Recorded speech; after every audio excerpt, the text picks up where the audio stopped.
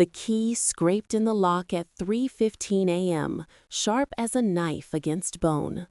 I was in the kitchen, rocking slow in my chair by the window, the rain hammering the roof like it was trying to drown out the world. The house was dark, except for the soft glow of the digital photo frame on the counter, cycling through pictures like ghosts I couldn't quite lay to rest. My hands were folded in my lap, fingers twisting the hem of my bathrobe, waiting for that sound I'd come to dread. The bourbon breath, the heavy footsteps, the door slamming like a judge's gavel. Jeremiah stumbled in, the front door banging open so hard the coat rack rattled. Water dripped from his coat, pooling on the hardwood like spilled secrets. He didn't bother shaking it off, just kicked the door shut and let out a low growl, the kind that started in his chest and ended in the air between us. The smell hit me first, that sour tang of cheap whiskey mixed with rain-soaked wool. He was soaked through, his shirt clinging to his broad shoulders, hair plastered to his forehead. 41 years old, and he looked like a drowned rat who'd lost a fight with the night. I stayed still, my rocker creaking just enough to mark time. The photo frame clicked to the next image, Jeremiah at 8, grinning on Lake Lanier, his little arms wrapped around a bass bigger than his head, Robert's hand steady on his shoulder. Robert, my husband, gone 10 years now from that heart attack on the docks, his laugh still echoing in my dreams. They were out on the boat that summer day, the sun high and hot, water slapping the hull like applause. Jeremiah had fought that fish for 20 minutes, his tiny body straining, sweat mixing with lake spray. When he finally reeled it in, Robert hoisted him up like a trophy, hollering, "Look at this boy, fisherman's blood in his veins." I was on the shore, waving from the picnic blanket, my heart so full it hurt. That was before the layoffs, before the bottle, before the boy with the gap-toothed grin became the man who couldn't look me in the eye. Jeremiah didn't see me at first. He tossed his keys on the hall table, the jangle loud in the quiet house. Something cracked, sharp, like ice under boots. My blue ceramic vase, the one Grandmother Hayes left me, tipped and shattered on the floor. Pieces skittered across the hardwood, catching the dim light from the street lamp outside. He paused, glanced down, and huffed, a sound that was half laugh, half scoff. Didn't even bend to pick it up, just kicked a shard into the corner like it was nothing. Like Grandmother's hands shaping that vase on her potter's wheel weren't nothing. I rocked once, the chair's legs sighing against the floor. He froze, head snapping toward the kitchen doorway. His eyes narrowed when he saw me, shadowy figure in the rocker, bathrobe pulled tight against the chill seeping through the walls. "What are you doing up, Mom?" His voice was thick, slurred at the edges, but the anger underneath cut clean. "Waiting," I said simply. The word hung there, simple as grits, but heavy as the rain outside. He stepped into the kitchen, boots leaving wet prints on my clean floor. The light from the photo frame caught his face, puffy eyes, stubble like sandpaper, that flush from the bottle creeping up his neck. He smelled like regret and cheap rye, the kind sold at the corner liquor store where the clerk knows your name but not your story. Waiting for what? Another lecture? He grabbed a biscuit from the cooling rack. I'd baked them earlier, thinking he'd come home hungry, not hateful. He bit into it, crumbs falling on his shirt. "Damn, these are good. You should open a shop or something." I didn't answer, just rocked, the chair's rhythm steady as my heart beat. The frame clicked, high school graduation. Jeremiah in cap and gown, diploma high, the whole church clapping. Reverend Michael had prayed over him that day, our young scholar, first in the family. Sister Eloise's carrot cake with cream cheese frosting, the one I'd helped frost at 5 a.m. He was the pride of First African Baptist, the boy who made it out. I'd sat in that pew, chest swelling, thinking all my double shifts at the hospital, all the nights sewing uniforms for extra cash had been worth it. Robert would have been so proud, his boy following in his footsteps, but with books instead of calluses. Jeremiah chewed, oblivious. "Look, Mom, about last week, the faucet thing. I was stressed. Work's killing me. You know how it is." The faucet, that stupid drip I'd asked him to fix 3 times. Last Saturday, I'd said it gently, "Son, when you have a minute," and he'd exploded. "Damn faucet, you're worried about a drip when my life's fallen apart?" He'd loomed over me, breath hot, finger jabbing the air. I'd backed away, heart pounding, but he hadn't touched me then, just words, sharp as switchblades. Now he waved it off, biscuit crumbs on his lip. Anyway, things are gonna change around here. I got a lead on a better job, real estate. Need some startup cash. You got that emergency fund, right? Robert's old life insurance. Emergency fund, the $8,000 I'd scraped together for my emergencies, hip replacement, maybe a rainy day when Social Security didn't stretch. He'd borrowed from it before, $500 here, $1,200 there. Pay you back next month, he'd say. Never did. I rocked. The chair creaked like old bones settling. The frame clicked. 4th of July, 3 years back. Jeremiah at the grill in his Grill King apron, laughing with neighbors. We'd had ribs, coleslaw, fireworks over the lake. He was lighter then, before the port layoffs hit like a hurricane. The restructuring, they called it. Ships automated, jobs gone. He'd come home with a cardboard box that day, face like he'd seen a ghost. "They're optimizing me out," he'd muttered. I'd hugged him, made his favorite meatloaf, but the bottle came next. First a beer after work, then whiskey neat, then nights where he'd stumble in, eyes wild. The money started disappearing, $200 for gas, $800 for a buddy's emergency. Credit card bills piled up. I'd pay them quiet, thinking, he's hurting, he'll bounce back. Last month's fight over the faucet had been the worst. "You worship Daddy's ghost more than your own son," he'd yelled, blocking the doorway. I'd frozen, heart hammering, his shadow swallowing the light. He'd backed off then, muttering apologies, but the poison lingered. Now he finished the biscuit, wiped his hands on his jeans. "So, about that cash, $5,000 should do it. Get me started." The frame clicked again, our wedding day. Me in white lace, Robert in his Sunday suit, smiling like we'd won the world. The church pews full, Reverend Michael pronouncing us man and wife. What God has joined, let no man put asunder. Robert's hand in mine, steady as the vow. We danced that night to Stand By Me, his breath warm on my neck. "You're my home, Gwen," he'd whispered. Home. This house, built with his hands, our sweat.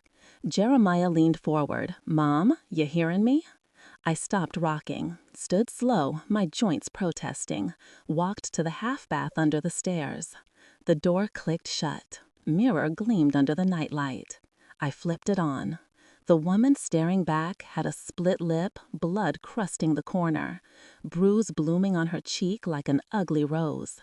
Back throbbed from the cabinet hit, sharp like glass shards under skin. I turned on cold water, splashed my face. The sting woke me. Inner thoughts. "Look at you, Gwen Hayes, 68 years old, and your own boy did this. The boy you nursed through chicken pox, cheered at graduation, prayed for every night. Where'd he go? When'd the bottle take him?" I dried with a soft towel, touched the split lip, tender, swollen, tasted copper. No concealer, no hiding. Let him see it tomorrow. Let him see what his stress looks like in the light. No more covering for you, Jeremiah. No more. I stepped out. Kitchen clock ticked 4 a.m. The programmable red coffee maker, Petty's gift from Atlanta, sat silent, set for 6 a.m. Big buttons for my arthritic fingers. I'd programmed it thinking mornings would be easier. Now it mocked me. I opened the cupboard, pulled the champagne nonstick sheets, Petty's last Christmas gift. "For your biscuits, sis, nothing sticks to these." I mixed dough, flour, buttermilk, butter, hands moved on autopilot. The oven preheated, ding-a-ring sharp. First batch slid in. Inner thoughts, flour like snow, butter like balm. This is what I know. This is what holds me. The frame clicked. Lake Lanier. Jeremiah 8. Robert hoisting the bass. "Look at this boy." Robert's laugh, deep and real. Jeremiah's grin, gap-toothed, pure. water sparkling behind them. That day we'd picnicked on the shore. I'd packed fried chicken, potato salad, sweet tea in mason jars. Robert taught him to cast the line, patient as prayer. When the fish hit, Jeremiah squealed so loud it scared the herons. "Mama, I got one!" I'd run over, barefoot in the sand, hugging them both. My fishermen. Robert kissed my temple. Our boys got the touch. I was on the shore, waving from the picnic blanket, my heart so full it hurt. That was before the layoffs, before the bottle, before the boy with the gap-toothed grin became the man who couldn't look me in the eye. Jeremiah didn't see me at first. He tossed his keys on the hall table, the jangle loud in the quiet house. Something cracked, sharp, like ice under boots. 4:30 a.m. My blue The kitchen ceramic was a vase. battlefield. Flour dusted like gunpowder. Biscuit sheets lined up like artillery. My back throbbed against the cabinet hit, sharp stabs with every breath, like shards grinding bone. I ignored it, mixed another batch. Buttermilk soured the air. Butter melted golden. The frame clicked. High school graduation. Jeremiah in cap and gown, diploma high, church clapping wild. Reverend Michael praying over him, our young scholar. Sister Eloise's carrot cake, cream cheese frosting thick as hope.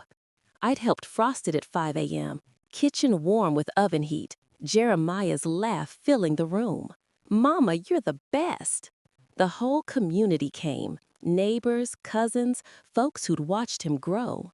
I'd sat in that pew, chest swelling, thinking all the double shifts, all the nights sewing for extra cash had been worth it. Robert would have been so proud, his boy first in the family to college. Inner thoughts. That diploma was my crown. Now it's his noose.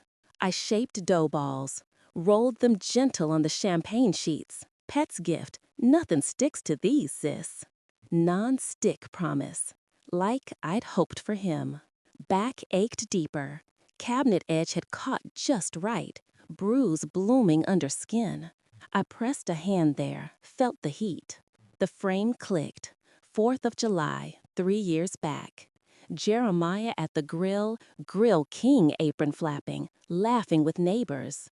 Ribs smoking, coleslaw chillin', fireworks popping over the lake. He'd been lighter then, eyes clear, before the port layoffs hit like a freight train. Optimizing the workforce, they called it. Ships automated, jobs gone. He came home with a cardboard box that day, face like he'd lost his soul. "They're letting me go, Mom." I'd hugged him, made meatloaf his favorite. "You'll bounce back, son." But the bottle came next. Beer after work turned to whiskey neat, nights stumbling, eyes wild. Money started vanishing. $200 for gas, $800 for a buddy's emergency. Credit card bills piled. I'd pay quiet, thinking, he's hurting. He'll come around. Last month's faucet fight. "Damn, Drip, you're worried about water when my life's fallen apart." He loomed, finger jabbing, blocking the doorway. Breath hot with rye. I'd backed away, heart hammering, but he hadn't touched me then. Just words, sharp as switchblades. "You worship Daddy's ghost more than your own son." Now, dough under my palms, I shaped biscuits like armor. The red coffee maker hummed, Pet's gift, big buttons from my arthritis. Set for 6 a.m., brewing strong. I'd programmed it, thinking mornings would ease his moods. Foolish, inner thoughts. Coffee can't fix a broken compass, but it can wake the witnesses. 5:45 a.m., time for calls. Cordless phone, big buttons, easy grip. First, Bernice. Ring, ring. She answered sharp. "Gwen, it's me, Bernice." He did it again. Worse. Pause. Rustle. Bed sheets. "Tell me." Vase shatter, shake, throw, slap. Blood taste. Her breath caught. "I'm coming." 8 sharp. "Bring the law?" David's on call. Deacon or cop, he's law first. "This ends today." Click. Second call. David Miller. Ring, ring. "David? Gwen Hayes, Sister Gwen, what's wrong? Jeremiah, assault, last night, pressing charges. Buckle Russell, address, same as always, 142 Oak Ridge, 8 a.m., 2 officers. You safe till then, locked, ready, click. Third, pet, Atlanta, ring, Gwen felt it. What he do? Tears now, slapped bloody pet, basement shove, enough, sobs. I'm on the bus. Dawn, you ain't alone. Click. 6 a.m. Clock chimed. Coffee brewed rich, dark. I set the table. Lace cloth, wedding china, blue flowers, gold rims. Chamelia vase center. 4 places. Me head, Bernice right, David left, Jeremiah opposite. Silverware gleamed, napkins crisp. Back belt cinched, support for ache. Navy crepe, long sleeves, modest neckline. Sunday best. Bruise and lip visible, no concealer. Truth needed air. Gold Robert watch ticked on my wrist, his last gift. Engraved, forever yours. Silk magnolia scarf draped the chair. Robert's favorite, soft as his laugh. Biscuits cooled, grits simmered, peach preserves bubbled sweet. Inner thoughts. Table set for judgment, lace dignity, china legacy, coffee for the wake. Footsteps upstairs, door creaked open, cliffhanger. Jeremiah's bedroom door creaked open upstairs. Heavy steps descended. The 7:40 grandfather a.m. clock struck Navy 6. dress clung, back belt hidden. Bruise bloomed purple under eye. Lip split and scabbed, no concealer. Table gleamed, lace cloth crisp, wedding china blue-flowered, gold rims catching light, chamelia vase center, white petals soft. Jeremiah descended, hung over haze. Hair damp, khakis wrinkled, polo stained. Smirk spread as he saw the feast. Well, well, to what do I owe the honor? Grabbed biscuit, perfect golden, bit deep, crumbs tumbling. Finally figured out who's in charge, huh? A little discipline and things fall into place. I rocked once, stopped, stood. Doorbell at 8 o'clock sharp. I opened, cold air rushed. Bernice, peach linen suit, pearls gleaming, eyes steel. Gwen, uniform crisp, cap in hand, 2 officers behind. Mrs. Hayes. Come in, I said. Coffee's hot. They entered, hallway filled with authority. Jeremiah in doorway, Biscuit paused. Face shifted, annoyance to confusion to gray terror. Biscuit dropped, clinking on china saucer, crumbling. Bernice ignored him, walked to table, pulled Robert's chair, head opposite me, with smooth scrape, sat, straightened suit, purse on floor. Poured coffee from porcelain pot, dark steam rising. Added cream drop, stirred, silver spoon tinkling. Sipped, sat down. Finally, looked at Jeremiah. Jeremiah, she said, voice low, velvet over steel. I remember you as a little boy, running to my fence with dandelions. Aunt Bernice, a flower for you. Polite, kind, carrying my grocery bags even when they were bigger than you. He swallowed. Adam's apple bobbed. She sipped again. Your father, Robert, would have been so proud. The boy who went to college, first in the family. Church clapped. Sister Eloise's carrot cake. You were our scholar. Pause. Spoon clinked. Where'd he go, Jeremiah? Where's that man?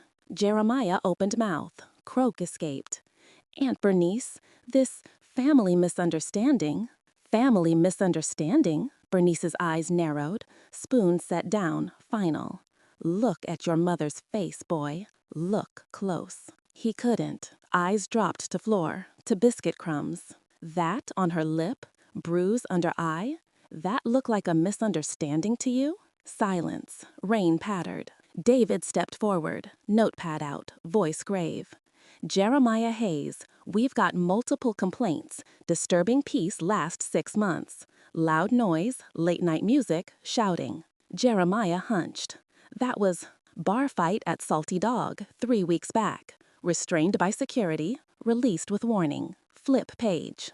2 unconfirmed reports, reckless driving after leaving said bar. Jeremiah's head lifted. Surprise. And this morning, 4:37 a.m., assault call from this address. Victim Gwendolyn Hayes. Every word hammered. His rap sheet read aloud in his dining room. Bernice sipped, watched. I stood, hand on her shoulder, drawing steel. Walked to table edge, knuckles on lace. All eyes on me. Jeremiah, I said, voice calm but no warmth. Steel.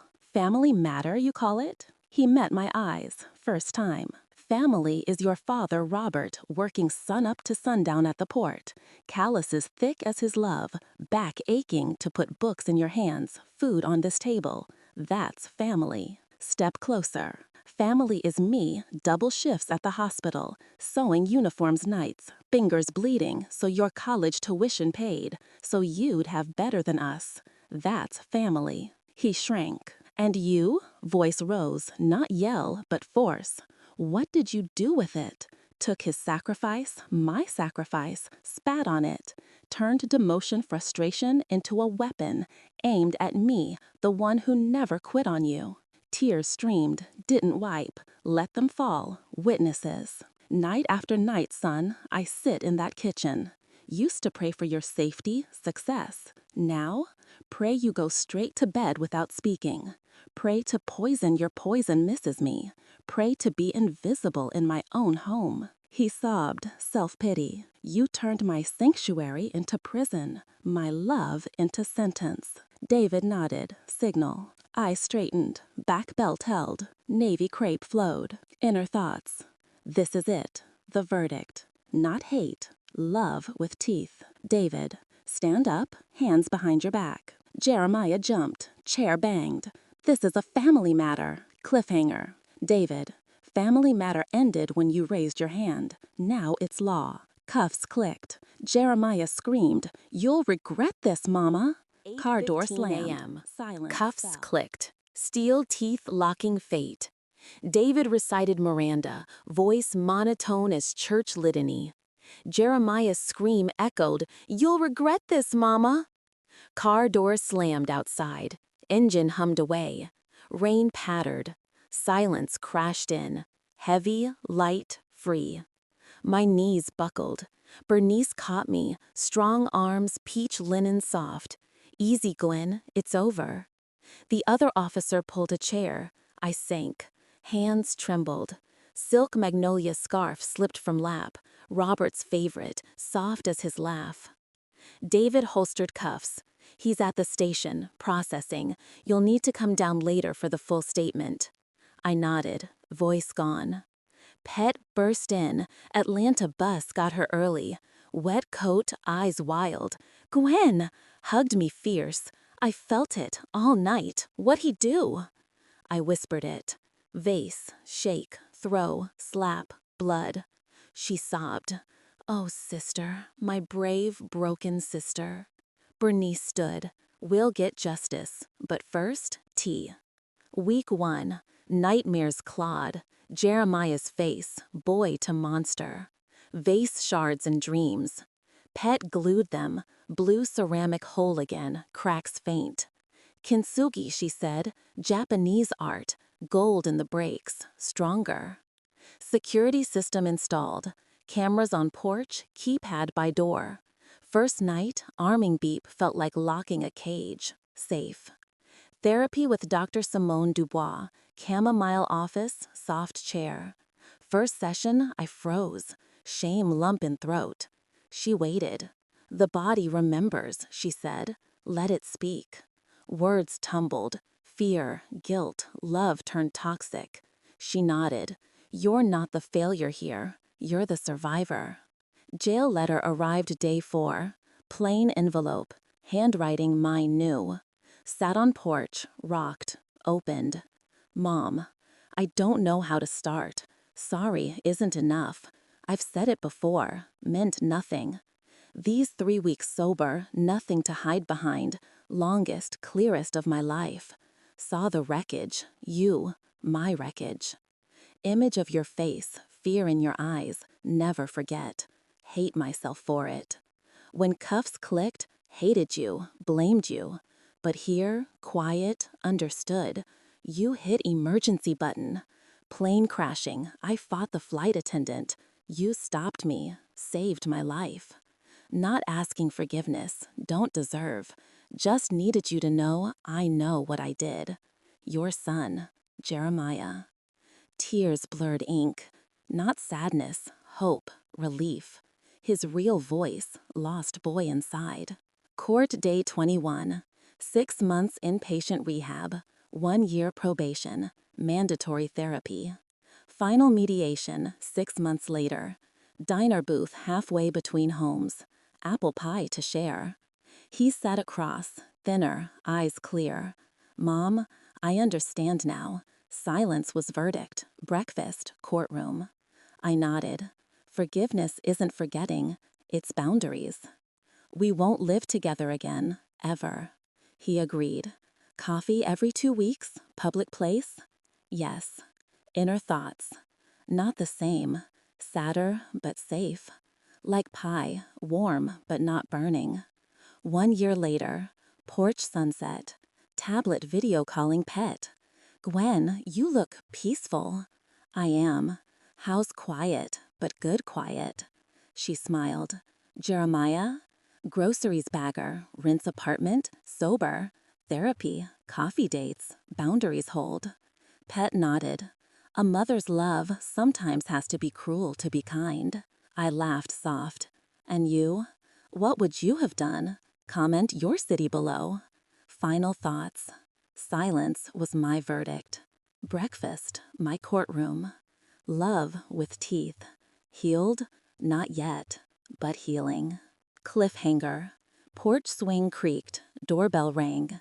Envelope from jail. Jeremiah's handwriting. Mom, I found something in Dad's old toolbox. You need to see it.